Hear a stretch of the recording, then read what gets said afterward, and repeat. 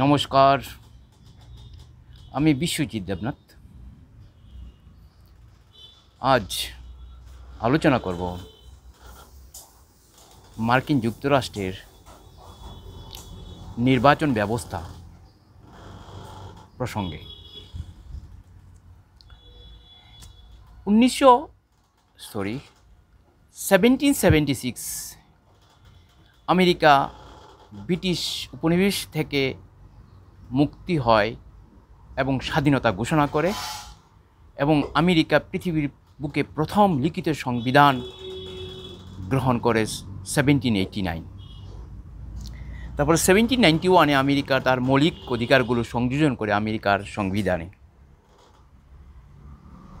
তাই মার্কিন সংবিধান বা মার্কিন যুক্তরাষ্ট্রের সংবিধান বা আমেরিকার সংবিধানে আমেরিকার রাষ্ট্রকে একটা যুক্তরাষ্ট্রীয় রাষ্ট্র বলা হয়েছে। যুক্তরাষ্ট্র বলতে বলা হয়েছে যে আমেরিকার প্রত্যেকটি প্রজাতন্ত্র, প্রত্যেকটি রাজ্য তার নিজস্ব সংবিধান, নিজস্ব ক্ষমতা আছে। মানে সংবিধানে তার ক্ষমতাগুলো ডিস্ট্রিবিউট করা আছে। প্রত্যেকটা রাজ্যগুলোর তার নিজস্ব সংবিধান, নিজস্ব আইনকানুন দ্বারা পরিচালিত হয়। অবশ্য কতগুলো আইনকানুন সেন্ট্রাল, যেমন ফরেন পলিসি, যুদ্ধ, অর্থ, এগুলো তো কেন্দ্রীয় সরকার নিয়ন্ত্রণ করে, তবে রাজ্যগুলো অধিকাংশ রাজ্যের সংবিধানে তাদের ক্ষমতাগুলো উল্লিখিত আছে। অতএব মার্কিন যুক্তরাষ্ট্রের একটা ফেডারেল স্ট্রাকচার। এখানে দুটি সরকারের অস্তিত্ব, একটা কেন্দ্রীয় সরকার, একটা রাজ্য সরকার। আমেরিকার 50টা রাজ্য আছে, আর একটা ডিস্ট্রিক্ট ওয়াশিংটন ডিসি। আর এখানে আমেরিকার নিজস্ব কতগুলো অঞ্চল আছে, যে আমেরিকান সামোয়া, গোয়ামা ইত্যাদি 5টা অঞ্চল আছে আমেরিকার নিজস্ব অধিকারে।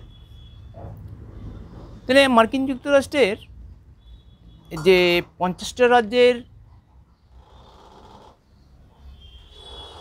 প্রতিনিধিদের নিয়ে, মার্কিন যুক্তরাষ্ট্রের যে দুই সরকারের অস্তিত্ব, এখানে মার্কিন যুক্তরাষ্ট্রের সংবিধানে মার্কিন যুক্তরাষ্ট্রকে একটা সেপারেশন অফ পাওয়ার রাষ্ট্র বলা হয়। কারণ মার্কিন যুক্তরাষ্ট্রের আইন বিভাগের সদস্যরা স্বতন্ত্রভাবে জনগণের ভোটে নির্বাচিত হন, প্রেসিডেন্ট পরোক্ষভাবেও জনগণের ভোটে নির্বাচিত হন, এবং একটা স্বাধীন বিচার ব্যবস্থা মার্কিন যুক্তরাষ্ট্রে রয়েছে। তাই এখানে মার্কিন যুক্তরাষ্ট্রের যদি সংবিধান পর্যালোচনা করি, মার্কিন যুক্তরাষ্ট্র একটা ফেডারেল কান্ট্রি। মার্কিন যুক্তরাষ্ট্র পাওয়ার অফ সেপারেশন দেখা যায়। এই হলো মার্কিন যুক্তরাষ্ট্রের বৈশিষ্ট্য। মার্কিন যুক্তরাষ্ট্রের যে আইনসভার যে স্ট্রাকচারটা, আইনসভার দুটি কক্ষ আছে, একটা সিনেট আর একটা জনপ্রতিনিধি সভা। সিনেটের মোট 100 জন সদস্য নিয়ে সিনেট গঠিত হয়।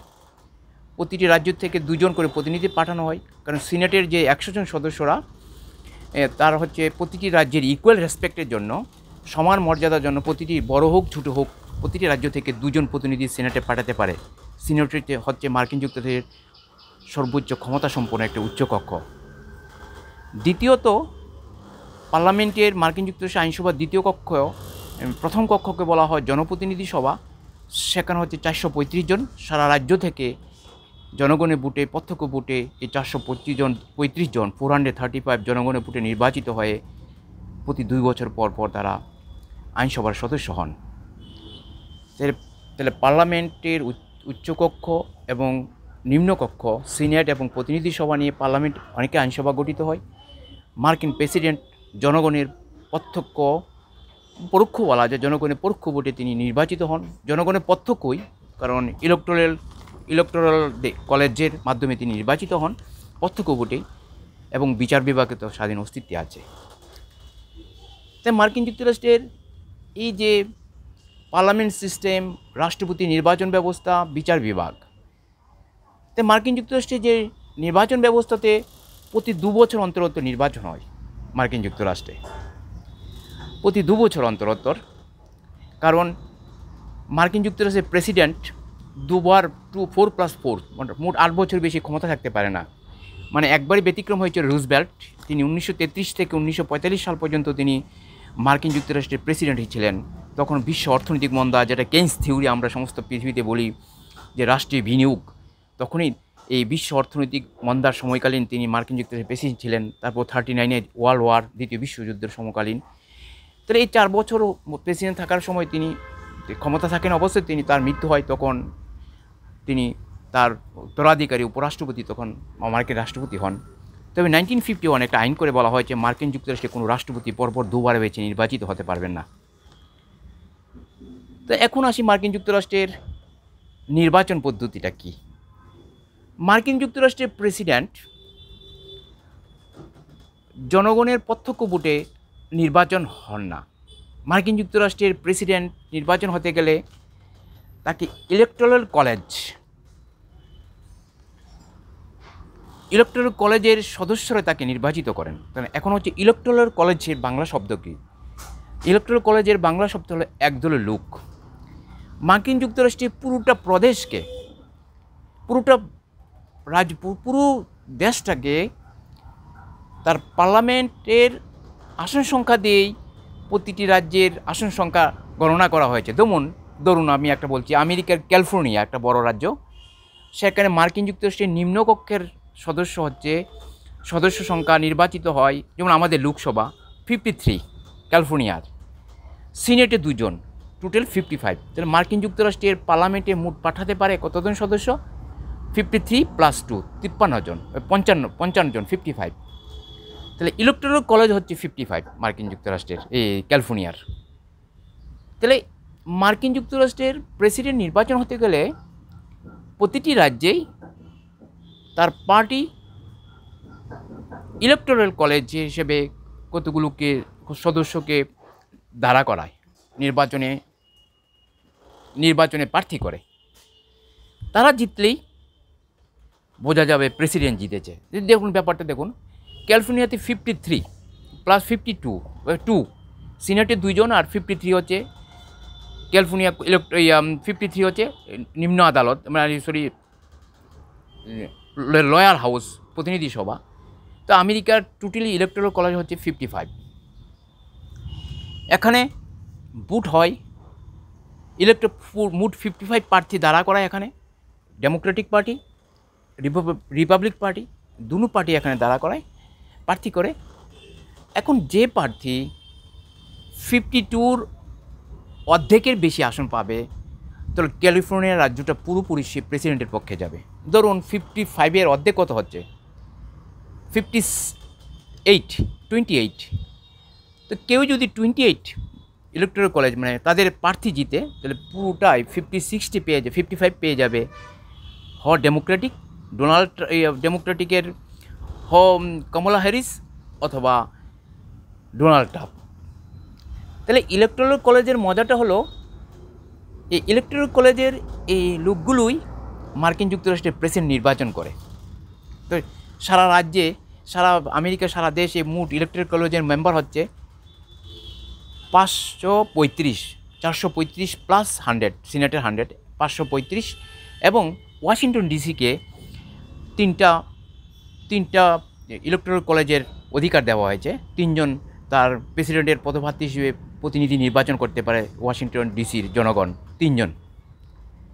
তাহলে দেখুন মজার ব্যাপারটা, টোটাল 538 জন প্রতিনিধি নির্বাচিত হয়। যারা 270 ভোট পাবে তিনি মার্কিন যুক্তরাষ্ট্রের প্রেসিডেন্ট হবেন। তো মার্কিন যুক্তরাষ্ট্রের প্রধান রাজনৈতিক দল হচ্ছে ডেমোক্রেটিক এবং রিপাবলিক। অন্যান্য ছোটো ছোটো দল যেমন গ্রিন পার্টি, অনেক সময় বামপন্থীর অনেক প্রার্থী নির্বাচনে অংশগ্রহণ করে। তবে রাজনৈতিক সমাজ জীবনে মূল প্রভাব বিস্তার করে মার্কিন যুক্তরাষ্ট্রের ডেমোক্রেটিক এবং রিপাবলিক। তাহলে মার্কিন যুক্তরাষ্ট্রের এই ভোট হয় নভেম্বরের প্রথম মঙ্গলবারে, 3 তারিখ নির্বাচন হয়, এবং প্রতিনিধিরা ডিসেম্বরের দ্বিতীয় বুধবারের পর প্রথম সোমবার ইলেকটোরাল কলেজ যারা নির্বাচিত হন তারা নিজ নিজ রাজধানীতে মিলিত হয়ে প্রেসিডেন্ট এবং ভাইস প্রেসিডেন্ট নির্বাচন করেন। তাহলে ইলেকটোরাল কলেজটা বুঝতে গেলে আমাদের পপুলার ভোট এবং ইলেকটোরাল ভোটের হিসাব করতে হবে। মার্কিন যুক্তরাষ্ট্রের পপুলার ভোট হলো টোটাল, ধরুন ক্যালিফোর্নিয়াতে বা নিউ ইয়র্কে বা টেক্সাসে বা নেভাদা বা হাইওয়ে বা কলোরাডোতে বিভিন্ন রাজ্যগুলোতে ধরুন মুড ভোটার, যেমন হিলারি ক্লিন্টন খুব সম্ভব ক্যালিফোর্নিয়াতে সে বেশি ভোট পেয়েছিল, জনগণের ভোট, কিন্তু ইলেকট্রাল কলেজ যে তার প্রতিনিধি যারা নির্বাচিত করে সেখানে 55টার মধ্যে 30টার মতন জিতে গেছে ডোনাল্ড ট্রাম্প। সেজন্য পুরো 50টার মালিক হয়ে গেছে এই ইলেকট্রাল মানে প্রেসিডেন্ট নির্বাচনের প্রতিনিধির 55 জনের মালিক হয়ে গেল ডোনাল্ড ট্রাম্প। তাহলে এখানে পপুলার ভোট বেশি পেলেও যদি ইলেকট্রাল কলেজ যদি বেশি না পাওয়া যায় তাহলে কিন্তু এখানে নির্বাচনে জয়লাভ করা মুশকিল। মার্কিন যুক্তরাষ্ট্রের টোটাল ইলেকট্রাল কলেজ পেতে হবে 270। তবে দুটো রাজ্যে একটু ব্যতিক্রম আছে, মাইন এবং নেব্রাস্কা, এ দুটো তিনটি করে নেব্রাস্কা এবং মাইনে, সেখানে কিন্তু পপুলার ভোটের মাধ্যমে এখানে ইলেকট্রাল কলেজ নির্বাচন হয়, ইলেকট্রাল কলেজ নির্বাচিত হয় প্রতিনিধির পপুলার ভোটে। এখানে যে প্রার্থী বেশি ভোট পাবে সে প্রার্থী কি তার ইলেকট্রাল কলেজ দখলের মালিক হবে। কিন্তু অন্যান্য রাজ্যগুলোতে এই সম্ভব নয়, এই আইন নেই। যেমন এজ এ এক্সাম্পল আপনার দিচ্ছি যে ভারতবর্ষে অনেক রাজ্যে যে অনেক সময় শাসক দল কম ভোটে পেয়ে সরকার গঠন করে এবং বিরোধী দল বেশি ভোট পার্সেন্টেজ শতাংশ বেশি ভোট পেয়েও বিরোধী দলের ভূমিকা অবতীর্ণ হতে হয়, কারণ সে বিধানসভার আসন বেশি পায়নি, বিধানসভার যে মেজরিটি তা সে দখল করতে পারেনি, সেজন্য সে সরকার গঠন করতে পারে না। তাহলে পপুলার ভোট আর ইলেকটোরাল জিতা বা সংসদ বা বিধানসভার সদস্য সংখ্যা যদি বেশি হয় তো সেই সরকার গঠন করবে, সেখানে পপুলার ভোট বেশি পেলেও কোনো লাভ হয় না। তাহলে মার্কিন যুক্তরাষ্ট্রের পপুলার ভোটটা থেকে গুরুত্বপূর্ণ হচ্ছে ইলেকটোরাল ভোট। যে রাজ্যে ইলেকটোরাল কলেজের সদস্য সংখ্যা যে প্রার্থী বেশি পাবে সেই প্রার্থী জয় হবে। তাহলে ইলেকটোরাল কলেজটা ক্লিয়ার হয়ে গেল। ইলেকটোরাল কলেজ হচ্ছে, ধরুন আপনি নির্বাচনে অবতীর্ণ হলেন, জনগণ আপনাকে ভোট দেবে না, জনগণ আপনার প্রতিনিধিকে ভোট দেবে। যখন আপনার জনপ্রতিনিধি, যেমন ক্যালিফোর্নিয়াতে যদি 56টা থাকে 55টা থাকে, যদি আপনার প্রতিনিধি 28টা দখল করতে পারে তাহলে পুরো ক্যালিফোর্নিয়ার 55টা ভোট আপনার মালিক হয়ে যাবেন। চলে ক্যালিফোর্নিয়ার যে জনপ্রতিনিধিরা, যে আপনার যে প্রতিনিধিরা আপনাকে সেখান থেকে নির্বাচন করে পাঠাবে। তাহলে মার্কিন যুক্তরাষ্ট্রের জনগণ প্রত্যক্ষভাবে রাষ্ট্রপতিকে নির্বাচন করে না, তারা প্রেসিডেন্টের নির্বাচনের প্রার্থীর ডেমি লোককে তারা নির্বাচন করে। আর এই যে ইলেকটোরাল কলেজের প্রতিনিধিরা, তাদের কাজই শুধু নির্বাচিত হয়ে প্রেসিডেন্ট নির্বাচন করা, তারপর তাদের কাজ শেষ, তাদের কোনো সামাজিক বা কোনো প্রশাসনিক তাদের কোনো অধিকার নেই। তাই মার্কিন যুক্তরাষ্ট্রের এই প্রেসিডেন্ট নির্বাচন ইলেকটোরাল কলেজের মাধ্যমে হয় এবং তারা ডিসেম্বরের বুধবারে, প্রথম সোমবারের পর বুধবারে তারা নিজ নিজ রাজনীতি মিলিত হয়ে ভোট দিয়ে তারা প্রেসিডেন্টকে তাদের পাঠায়। এত বলা যায় মার্কিন যুক্তরাষ্ট্রের প্রেসিডেন্ট প্রত্যক্ষভাবে না হয়ে তার প্রতিনিধির মাধ্যমে তিনি নির্বাচিত হন এবং প্রতিনিধির পাওয়ার ওয়ান টাইম। এটা গেল। মার্কিন যুক্তরাষ্ট্রের প্রেসিডেন্ট 4 বছর বেশি থাকতে পারে না, এটা হলো। তাই মার্কিন যুক্তরাষ্ট্রের কিন্তু বছরে 2বার নির্বাচন হয়, প্রতি 2 বছর অন্তর অন্তর। রাষ্ট্রপতি নির্বাচনের পর মধ্যবর্তী নির্বাচন হয়। মধ্যবর্তী নির্বাচন মানে মার্কিন যুক্তরাষ্ট্রের প্রতিনিধি সভার পুরো পার্লামেন্ট ভেঙে দেওয়া হয়, তারপর নির্বাচনে তারা অবতীর্ণ হয় 2 বছরের জন্য এবং 435-এর মধ্যে যে দল মেজরিটি পাবে, ডেমোক্রেটিক বা রিপাবলিক অথবা অন্য কোনো দল, এর মধ্যে দুটি গুরুত্বপূর্ণ, রিপাবলিক এবং ডেমোক্রেটিক, যারা সংখ্যাগরিষ্ঠ পাবে তারাই মার্কিন কংগ্রেসের অধিকার পাবে। তাহলে 2 বছর অন্তর অন্তর কিন্তু মার্কিন যুক্তরাষ্ট্রের নির্বাচন অনুষ্ঠিত হয়। একটা হচ্ছে রাষ্ট্রপতি নির্বাচন, তারপর হচ্ছে মধ্যবর্তী নির্বাচন। মধ্যবর্তী নির্বাচনের মধ্যে কী কী দেখা যায়, একটা নভেম্বরে হয় 3 তারিখ। মধ্যবর্তী নির্বাচনে হয় মার্কিন যুক্তরাষ্ট্রের পার্লামেন্টের লোয়ার হাউস প্রতিনিধি সভা, 435 জন মেম্বার। তারপর মার্কিন যুক্তরাষ্ট্রের প্রতিটি প্রদেশের গভর্নর, প্রতিটি প্রদেশের আইনসভা এবং মিউনিসিপ্যালিটির সদস্যরা নির্বাচিত হন। অতএব বলা যায় মার্কিন যুক্তরাষ্ট্রের প্রতি 2 বছর অন্তর অন্তর নির্বাচিত হয়।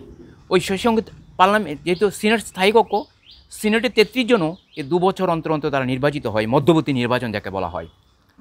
এত মার্কিন যুক্তরাষ্ট্রের যে সিস্টেম নির্বাচন ব্যবস্থা, তাহলে এখানে নির্বাচন ব্যবস্থার মধ্যে প্রেসিডেন্ট 4 বছর পরপর 8 বছর থাকতে পারেন, এবং মার্কিন যুক্তরাষ্ট্রের সিনেট সদস্যরা 6 বছরের জন্য নির্বাচিত হয়, এবং লোয়ার হাউসরা 2 বছরের জন্য নির্বাচিত হয়, এবং প্রতি 2 বছর পরপর মার্কিন যুক্তরাষ্ট্রের নির্বাচন অনুষ্ঠিত হয়। একটাকে বলা হয় প্রেসিডেন্ট নির্বাচন, দ্বিতীয়টাকে বলা হয় মধ্যবর্তী নির্বাচন। অতএব গণতান্ত্রিক রাষ্ট্র ব্যবস্থা হিসেবে মার্কিন যুক্তরাষ্ট্রের একটা বিশুদ্ধতা, যে নির্বাচন নির্দিষ্ট দিনে অনুষ্ঠিত হওয়া এবং নির্বাচন সংবিধানের প্রতি রাজনৈতিক দলগুলো আস্থা রাখা, এটা মার্কিন যুক্তরাষ্ট্রের গণতন্ত্রের একটা বিশাল বৈশিষ্ট্য। এবং নির্বাচন কিন্তু পার্মানেন্ট বা একসঙ্গে কোনো সলিউশন নেই, নির্বাচন একটা কন্টিনিউয়াস প্রসেস। এটা গণতান্ত্রিক বিশ্বের ইউরোপ বলুন, মার্কিন যুক্তরাষ্ট্র বলুন, কানাডা বলুন, এটা কন্টিনিউয়াস প্রক্রিয়া। অতএব গণতন্ত্র বেঁচে আছে তার নির্বাচন ও প্রতিনিধিদের মাধ্যমে। ধন্যবাদ।